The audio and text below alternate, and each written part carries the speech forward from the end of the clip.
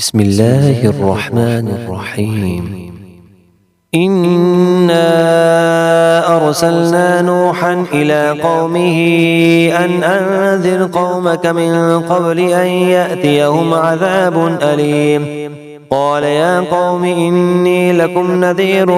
مبين أن اعبدوا الله واتقوه وأطيعون يغفر لكم من ذنوبكم ويؤخركم إلى أجل مسمى إن أجل الله إذا جاء لا يؤخر لو كنتم تعلمون. قال رب إني دعوت قومي ليلا ونهارا فلم يزدهم دعائي إلا فرارا وإني كلما دعوتهم لتغفر لهم جعلوا أصابعهم في آذانهم واستغشوا ثيابهم وأصروا واستكبروا استكبارا ثم إني دعوتهم جهارا ثم إني أعلنت لهم وأسررت لهم إسرارا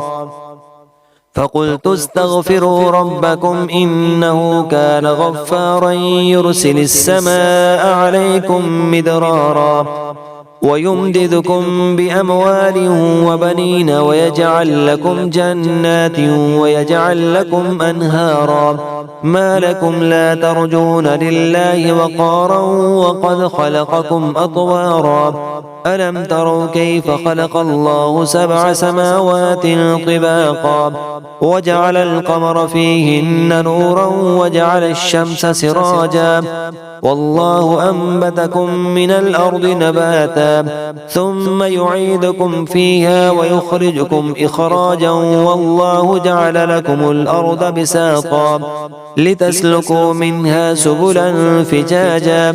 قال نوح رب إنهم عصوني واتبعوا من لم يزده ماله وولده إلا خسارا ومكروا مكرا كبارا وقالوا لا تذرن آلهتكم ولا تذرن ودا ولا سواعا